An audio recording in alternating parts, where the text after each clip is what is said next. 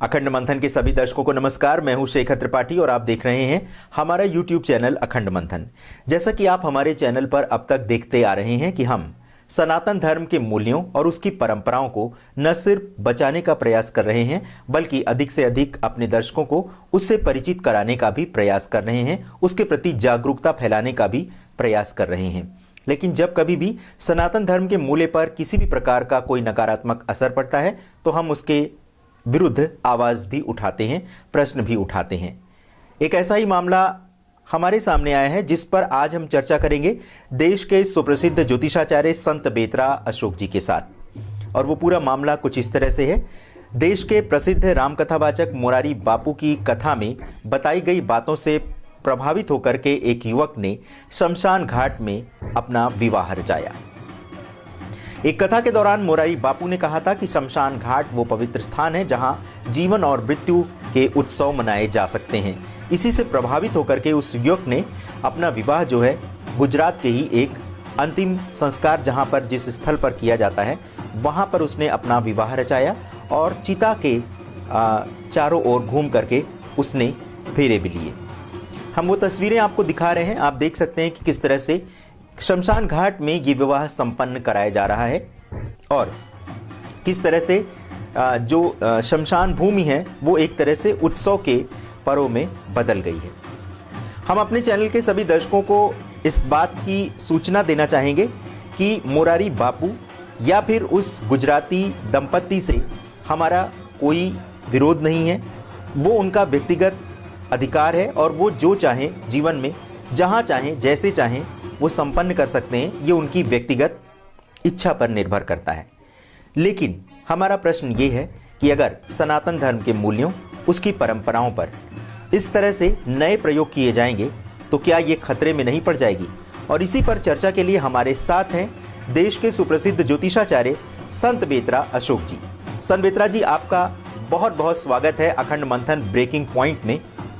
और जैसा कि हम इतनी देर से अपने दर्शकों को बता रहे हैं, जो हमारे सनातन मूल्यों को, हमारी परंपराओं को जिस तरह से नुकसान पहुंचाया जा रहा है, सबसे पहले हम आपसे जानना चाहेंगे कि मोरारी बापू अवधूत संत हैं, उनके लिए दुख सुख कोई भी अर्थ नहीं रखता, वो इससे ऊपर उठ चुके हैं। लेकिन उनकी बातों से प्रभावित होकर के जब कोई भी व्यक्ति सामाजिक मूल्यों, सामाजिक परंपराओं के विरुद्ध जाकर के कोई कार्य करता है तो आप इसको कैसे देखते हैं?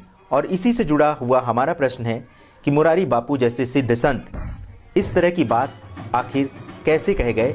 और यहाँ तक कहने की बात तो कहना था, उन्होंने वो विवाह संपन्न भी कराया। क्या प्रतिक्रिया है आपकी? ये कथा किस तारीख को थी? ये 25 अक्टूबर से शुरू हुई थी कथा और ये बनारस में हुई थी। अच्छा, 25 अक्टूबर को, 25 से 29। देखिए, जीवन और मृत्यु का उत्सव शमशान में बनाना चाहिए। मोरारी बापू जी ने जो ये वक्तव्य दिया है, ये एक अवधूत परमहंस स्थिति में जब कोई व्यक्ति पहुंच जाता है तो उसके लिए सब चीजें बराबर होती हैं। लेकिन हमारे जो शास्त्र संस्कारिक लोगों के लिए जो विवाह, मरण, जीवन, जन्म, इनके लिए जो अलग अलग विधान है, उसमें जीवन और मृत्यु को हम उत्सव में नहीं मान सकते। एक अवधूत, एक परमहंस स्थिति पे जो बैठा हुआ है, जिसकी सोच है, उसके लिए तो ये सब चीजें ठीक है और मोरारी बापू जी उस स्थिति में है। लेकिन एक संसारिक व्यक्ति के लिए ये चीज कहीं पे भी गले नहीं उतरती। अगर वो करते हैं तो उसके जो परिणाम है, रिजल्ट है, वो बिल्कुल शास्त्र के विरुद्ध चले जाते हैं। जीवन में उत्सव मनाया जाता है और जब मृत्यु होती है, किसी की भी हो, किसी भी उम्र में हो, इवन अगर आपके घर का कुत्ता भी मर जाता है तब भी उसका आप शोक मनाते हैं। और शोक को आप उत्सव शब्द, उसके लिए आप कभी भी शोक के लिए आप उत्सव का शब्द नहीं यूज कर सकते। लेकिन जो अध्यात्म में पूर्णता प्राप्त कर लेता है परमहंस स्थिति में, उसके लिए सुख दुख सर्दी गर्मी ये सारी चीजें बराबर हैं। तो वो बंदा तो ये सोच सकता है, कह सकता है कि ये, लेकिन संसारिक लोगों के लिए ये कहीं पे फिट नहीं बैठता। और मैं इस चीज को देखो, उनके लेवल में उन्होंने जो बात की है उनके हिसाब से, अगर सामने जो बैठे हुए अवधूत बैठे हैं साधु समाज को अगर आप प्रवचन कर रहे हैं तो उनके लिए तो ठीक है, लेकिन संसारिक लोगों के लिए तो विधान यहां तक है, जब संबंध शादी का जब लड़का तैयार होता है उसको गाना बांध दिया जाता है तो उसको अकेला नहीं छोड़ा जाता। इसलिए अकेला नहीं छोड़ा जाता, वो कहीं बाहर जाता हो तो उसके साथ में होता कोई, उसके हाथ में एक तलवार दी जाती है ताकि उसके ऊपर किसी की अशुभ दृष्टि या असंतृप्त आत्माएं या गलत किसी नेगेटिव एनर्जी का उस पर कोई प्रभाव ना पड़े। दुल्हन के लिए तो ये और भी ज्यादा वो है, उसने मेहंदी लगा रखी होती है, लाल कपड़े पहने होते हैं। और शमशान में ठीक है, शमशान में आपको हर तरीके की आत्माओं का वास होता है। जो असंतृप्त आत्माएं होती हैं जिनका तुरंत संस्कार हुआ, वो हमारे शास्त्रों के हिसाब से 10 दिन तक, जब तक उनकी क्रिया नहीं होती, वो किसी ना किसी रूप में वहीं विराजमान होती हैं, चाहे घर में हो चाहे शमशान में हो। और शमशान में तो ज्यादा चांसेस हैं। और वहां पर आप जाके अगर मंगल कार्य करते हैं तो कहीं से भी, मैं उसको कहीं से भी रिकमेंड नहीं करता, उसको मैं उचित नहीं समझता। लेकिन उस स्थिति में, अवधूत स्थिति में, परमहंस स्थिति में अगर आदमी किसी को कहता है, और सामने वाले का भी लेवल वो होना चाहिए, और सामने वाले का अगर लेवल वो है तो वो शादी करेगा ही नहीं। सामने वाले का वो लेवल है तो वो शादी करेगा ही नहीं, वो इस पचड़े में पड़ेगा ही नहीं। सनबेत्रा जी, इस विवाह को संपन्न कराने के लिए कोई भी पुरोहित तैयार नहीं हुआ, तो मुरारी बापू ने स्वयं शमशान घाट में जाकर के इस विवाह को संपन्न कराया। जब जन्म होता है तो उसमें जो मंत्रोच्चारण होते हैं उसके लिए जो पुरोहित होते हैं या पंडित होते हैं या ज्ञानी पुरुष जो उसको संपन्न करवाते हैं वो अलग होते हैं। और मृतक कार्य का 10वीं तक, 10 दिन तक का जो कार्य होता है वो जो है करता है, उसको चारज बोलते हैं, जिसको महाब्राह्मण बोलते हैं। और उस कार्य को कोई भी ब्राह्मण, कर्मकांडी ब्राह्मण उस कार्य को, मृतक कार्य को नहीं करवाता। अब अगर कर्मकांडी ब्राह्मण मृतक कार्य को नहीं करवाता तो इसका मतलब यह है कि शमशान में जाके वो कोई भी कर्मकांड से रिलेटेड चीज नहीं करवाएगा, क्योंकि उसका अधिकार जो है सिर्फ चारज को है। अब कोई भी ब्राह्मण शमशान में जाके विवाह पद्धति से आपके विवाह का वो नहीं करवाएगा। हाँ, आर्य समाज पद्धति में जब शव का जो है संस्कार किया जाता है तो उसमें आप जो है गायत्री मंत्र से उसको हवन टाइप में करते हैं। चिता के ऊपर आप मंत्रों उच्चारण करके आहुति देते हैं, लेकिन वो भी जो चारज करवाता है, वहां पे भी आपको जो है कर्मकांडी जो शुभ कार्य करने वाले ब्राह्मण है वो नहीं करवाएंगे, वो सिर्फ चारज करवाएगा। इसीलिए उनका जो है अलग अलग है। अब कोई भी ब्राह्मण जाके नहीं करेगा। अगर मना किया है तो मैं कह रहा हूं ना, देखो मुरारी बापू जी की जो स्थिति है, जिस उसमें वो है, हम वहां पे नहीं है, और हम वहां पे नहीं है तो हम वो बात कह भी नहीं सकते। लेकिन उनकी जो स्थिति है, अगर वो परमहंस स्थिति को प्राप्त कर चुके हैं तो उनके लिए सारी चीजें कुछ नहीं, बराबर है। उस स्थिति पे पहुंचने के बाद ना, जीवन मरण, सुख दुख, लाभ हानि, सर्दी गर्मी, ये चीजें बराबर हैं उनके लिए। सनबेत्रा जी, जैसा कि आपने कहा कि जो मुरारी बापू हैं वो अवधूत संत हैं, और इस बात को पूरा देश जानता है और सारे दर्शक जानते हैं कि किस तरह से जब वो राम कथा कहते हैं तो राम के भावना में डूब करके उनकी आंखों से अश्रुओं की धारा बहने लगती है। हमारा सवाल इस बात से नहीं है, अवधूत संत हैं मुरारी बापू, ये एक अलग उनकी स्थिति है, उनकी एक अलग जो मानसिक स्थिति है वो बिल्कुल अलग है। लेकिन संसारी व्यक्तियों के लिए कुछ नियम बनाए गए हैं और उन नियमों, उन परंपराओं के पालन करने से हमारे समाज में वो परंपराएं एक पीढ़ी से दूसरी पीढ़ी तक स्थानांतरित होती हैं। अगर संसारी व्यक्ति ही नियमों का उल्लंघन करके इस तरह से नियमों के और शास्त्रों के विरुद्ध कार्य करेंगे तो आप ये बताएं कि इसका समाज पर क्या असर पड़ेगा। देखिए, अब हम लोग संसारी हैं और संसारी व्यक्तियों को संसारिक चीज़ें प्रभावित करती हैं। मैं जब ये बात आपने उठाई थी तो मैंने मोरारी बापू जी की कुंडली का सूक्ष्म अध्ययन किया कि ये इस लेवल के बंदे ने ये बात कैसे बोल दी। बाकी सारी चीजें इनकी बहुत बढ़िया हैं। उच्च का बुध सूर्य चंद्रमा के साथ केंद्र में बैठा हुआ है और उस पर शनि की तृतीय दृष्टि है एकादश भाव से, जिसके कारण वो ब्रह्मज्ञानी है, उनकी बात को विश्व सुनता है और उनके बारे में कोई कुछ कह ही नहीं सकता। लेकिन आपसे मैंने इसीलिए पूछा था कि ये कथा शुरू कब हुई थी जिसमें इन्होंने बोला, तो आपने बोला 25 अक्टूबर। अब अगर आप देखते हैं तो 25 अक्टूबर को इनकी कन्या राशि है। 25 अक्टूबर को शनि की ढैया कन्या राशि पे शुरू होती है और शनि की दशम दृष्टि इनके चार्ट के हिसाब से केंद्र पे पड़ती है और वो जवान फिसलगी कहेगी, उस पे अब विवाद भी खड़ा होगा, उस पे डिस्कशंस भी होंगी। संबित्रा जी, जिन ग्रहों के कारण आप ये बता रहे हैं कि मुरारी बापू ने ये बात कही है, यहां तक तो बात ठीक है, लेकिन मुरारी बापू जी ने न सिर्फ ये बात कही बल्कि उन्होंने शमशान भूमि में जाकर के ये विवाह भी संपन्न कराया। क्या प्रतिक्रिया है आपकी? वो बिल्कुल गलत है, उसका उनको स्पष्टीकरण देना चाहिए। अगर शास्त्रों में मृतक कार्य को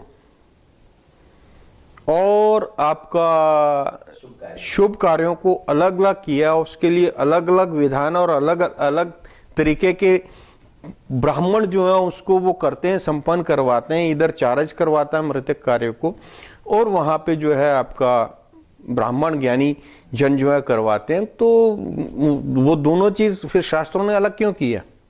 संबित्रा जी, इस विवाह में नौ वरवधु ने चिता के इर्द गिर्द घूम करके फेरे लिए और हम आपसे ये जानना चाहेंगे कि जब भगवान शिव जैसा अवधूत योगी जिनका निवास स्थान ही शमशान घाट है, उन्होंने भी अपना विवाह शमशान भूमि में नहीं रचाया, तो फिर अगर इस तरह से सांसारिक व्यक्ति अगर परंपराओं को तोड़ेंगे तो इसका क्या प्रभाव पड़ेगा समाज पर?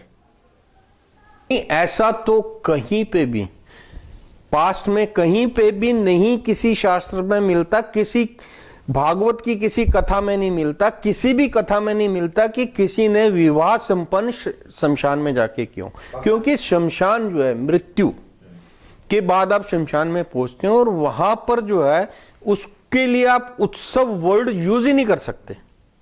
देखो, जीवन और मृत्यु दोनों एक दूसरे के अपोजिट हैं। जीवन पे आप खुशियां मनाते हैं, जब किसी की मृत्यु होती है तो शोक करते हैं। कितना ही बुरा आदमी हो, कैसा भी हो, शोक मनाते हैं। हर आदमी उसकी सिर्फ अच्छाई को देखता है और उसकी बुराई को त्याग देता है। देखिए, वो फिर बात वही आ गई है, जब समय ठीक नहीं होता, शनि ने आके सीधा मुख पे उनके आग दशम दृष्टि जो है उनकी उस पे थी, लगन पे, तो उनके मुंह से फिर कुछ ऐसा निकल गया। अब क्या कि अगर निकल गया तो उसको अगर वो सत्य सिद्ध करते हैं तो ठीक नहीं है। उनको इस चीज के लिए अपने वर्ड्स को जो है या तो एक्सप्लेन करें कि किस बिहाफ पे आपकी स्थिति में, अगर आप परमहंस अवधूत हैं तो आपकी स्थिति में तो वो ठीक है, लेकिन एक संसारिक आदमी को आप नहीं कह सकते आप संस्कार में। कल तो फिर सारे कार्य शमशान में ही होने चाहिए। संबित्रा जी, देश के प्रसिद्ध कथावाचक मुरारी बापू ने सिर्फ ये बात कही नहीं थी बल्कि शमशान भूमि में जाकर के उन्होंने ये विवाह संपन्न भी करा दिया। हमारा आपसे ये प्रश्न है कि क्या इस तरह की जो शास्त्र विरुद्ध परंपराएं शुरू करके क्या समाज में एक गलत कार्य की नींव नहीं डाली जा रही है? नहीं, बिल्कुल ठीक है। मैं तो यहाँ पे यही चाहता हूँ कि देखिए, मैं मुरारी बापूजी के से कहीं पे भी मतलब जो है उनके अगेंस्ट नहीं बोल सकता, क्योंकि बहुत पूजनीय है और वो अवधूत परमांश स्थिति में है।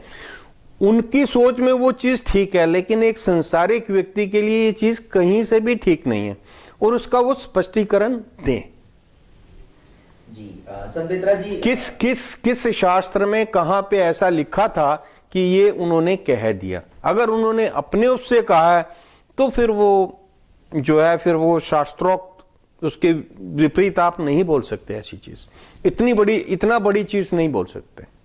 संबित्रा जी, यहां तक तो ठीक है कि शमशान भूमि पर अभी विवाह संपन्न कराया गया है, लेकिन अगर किसी तीर्थ स्थल पे या किसी ऐसे शुभ स्थान पर अगर मृत्यु के संस्कार संपन्न कराए जाने लगेंगे तो क्या असर होगा हमारे सनातन धर्म के मूल्यों पर, हमारी परंपराओं पर और हमारी सामाजिक प्रथाओं पर? ये पहली बात, हम यहां तक विधान है कि अगर आप एक स्टेट से या एक शहर से दूसरे शहर में शादी करने जा रहे हैं और बीच में आपका कोई नदी पड़ती है, उसको अगर आप क्रॉस करके जा रहे हैं तो सेरा बांध के नहीं जाते। सेरा फिर वहीं जाके, सेरा बांधने की जो रस्म है, जो भी शुभ कार्य की जो रस्में होती हैं वो वहीं जाके की जाती हैं। उसके बाद वो बारात लेके कन्या पक्ष के वहां जाते हैं, क्योंकि इस टाइम पे जितनी भी नेगेटिव एनर्जीज होती हैं वो अटैक करती हैं, क्योंकि आप अपने आप को एक विष्णु को रूप में बन के जा रहे हैं, और विष्णु के रूप में बन के जा रहे हैं, आपके पास वो ताकतें नहीं है। आप विष्णु तो नहीं है, लेकिन वर को विष्णु रूप माना जाता है, कन्या को लक्ष्मी रूप मान के चलते हैं। और जब भी वर और कन्या का विवाह संपन्न कराया जाता है तो वो संपन्न करवाने वाला ब्राह्मण भी एक बार उनको अंदर से विष्णु और लक्ष्मी रूप में नमस्कार करता है। वर के माता पिता भी, वधू के माता पिता भी, और वहां जितने लोग बैठे हैं उस टाइम उनको भगवान रूप में मानते हैं, लेकिन वो भगवान तो नहीं है। तो ऐसे में जो नेगेटिव पावर्स होती हैं वो उसको डिस्टर्ब करने के लिए कुछ ना कुछ उपद्रव कर सकती हैं, तो इसलिए इस चीज को किया जाता है। लेकिन आप तो खुद ही सारा काम ही जाके शमशान में करा रहे हैं, तो वही उसकी रक्षा जो है, उस पर्टिकुलर शादी की रक्षा की पूरी जिम्मेवारी जो है मुरारी बापूजी की है। अगर कुछ होता है डेफिनेटली इसमें कुछ ना कुछ परेशानी आएगी, लेकिन वो अवधूत परमहंस है तो वो उस चीज को रोक सकते हैं। परमहंस स्थिति पे जो व्यक्ति पहुंच जाता है वो मृत्यु को भी रोक सकता है, वो मृत्यु पे भी विजय पा सकता है, वो किसी की मृत्यु को भी रोक सकता है। तो उनका मुकाबला हर एक ब्राह्मण तो नहीं कर सकता जो शमशान में जाके शादी पढ़वा दें। हाँ, वो अपनी गारंटी तो ले सकते हैं कि ठीक है, लेकिन उनके स्तर के सारे नहीं है। देखिए, मैं कह रहा हूं जो अवधूत स्थिति में, जो परमहंस स्थिति में जो भी व्यक्ति हैं, बहुत सिद्ध पुरुष जो है वो उस स्थिति को लेता है। वो किसी भी चीज को, उसका ऊपर वाले के साथ इतना बढ़िया कम्युनिकेशन होता है, वो किसी भी चीज को चेंज कर सकता है। दिस इज फैक्ट, ये हमारे शास्त्र कहते हैं। सिद्ध पुरुष जो होते हैं कि मरे हुए को उठा देंगे, चलो उठो बेटा, उठ गए। पानी के दीपक जला देंगे, ये छोटी चीजें उन लोगों के लिए कोई बड़ी चीज नहीं है, लेकिन आम आदमी के लिए ये नहीं है। आप एक पर्टिकुलर केस को संभाल सकते हो, लेकिन आपको देख के किसी और ने छलांग मार दी तो क्या होगा? संबित्रा जी, ईश्वर से शक्तिशाली कोई भी व्यक्ति ना है ना हो सकता है, और ये जो भी नियम बनाए गए हैं ये ईश्वर द्वारा ही ये विधान बनाए गए हैं। फिर इसकी उपेक्षा या उसका उल्लंघन कोई कैसे कर सकता है? शास्त्र में कहीं पे भी मेरी उम्र जो है, आई एम 60 years old, मैंने श्रुति से या अध्ययन से, शास्त्रों का जितना भी मैंने श्रुति से ग्रहण किया है या अध्ययन किया है, मैंने कहीं पे ऐसा नहीं देखा कि शमशान में किसी का विवाह संपन्न करने के लिए कहीं पे निर्देश हो। संबित्रा जी, जब आप कह रहे थे कि वर और वधु को विष्णु और लक्ष्मी का रूप माना जाता है, अगर आप ध्यान से देखें तो वही वर और वधु जिस समय वो विवाह के फेरे लेते हैं, उनके जो चेहरे का एक ओज होता है वो बहुत अलग होता है। उस समय उनमें वाकई वो स्थान, मतलब उस स्थान पे बैठे होते हैं। उसके बाद फिर वही वर वधु में वो आकर्षण नहीं रहता। इसका मतलब कि ईश्वर का निवास उनमें रहता है। बिल्कुल रहता है। तो अगर ईश्वर का निवास तो हर समय हर एक में रहता है, ये सिर्फ सोच की बात है। मैंने कहा ना कि अब अगर आप अवधूत स्थिति में परमहंस पद प्राप्त कर चुके हैं तो आपके लिए सारी चीजें बराबर हैं, लेकिन एक संसारिक आदमी को वहां तक पहुंचने के लिए अगर वो वहां तक उस स्तर का बंदा है तो वो विवाह के बंधन में बंधेगा ही नहीं, क्योंकि अवधूत और परमहंस स्थिति तभी प्राप्त होती है जब हर तरीके के बंधन को आप तोड़ देते हैं, हर तरीके के बंधन से मुक्त हो जाते हैं। आकाश वृत्ति है, खाने के लिए वो कोई काम नहीं करेंगे, किसी पे जाएंगे नहीं, जो चीज इच्छा ही ऊपर वाले को भेजनी पड़ती है किसी के थ्रू ही भेजे, लेकिन वो उठ के नहीं जाएंगे, जहां बैठ गए। संत मित्रा जी, अगर कोई व्यक्ति इस तरह की बात कहता तो बात समझी भी जा सकती थी, लेकिन इतने विद्वान पुरुष जब ऐसी बात कहते हैं तो उसका लोग पालन करना शुरू कर देते हैं, और अगर उसका पालन करना शुरू करेंगे तो हमारे मूल्य को एक बहुत बड़ा खतरा उत्पन्न हो जाएगा।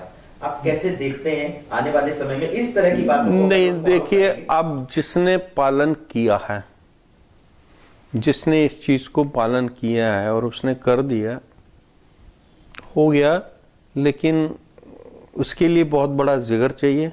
इसको करवाने के लिए मुरारी बापू जैसा ही ब्राह्मण पंडित चाहिए जो ये हिम्मत रखता हो कि मैं ये करवा सकता हूं, और वो नहीं है। नहीं, आप हमारे जो सामाजिक मूल्य हैं, जो परंपरा है, उन पे किस तरह खतरा देख रहे हैं आप? उस पे खतरा इसलिए नहीं है कि मुरारी बापू तो ये करवा सकते हैं, लेकिन कोई अन्य पुरुष ये नहीं करवा सकता। और जो जिसने किया है, मैं नहीं जानता उसका क्या स्तर है, लेकिन वो करने वाला भी बड़ा मजबूत आदमी है। हर एक आदमी तो शादी के बाद शमशान की तरफ से भी नहीं निकलता। जी, संत मित्रा जी, बहुत बहुत धन्यवाद इस पूरी चर्चा के लिए। नमस्कार।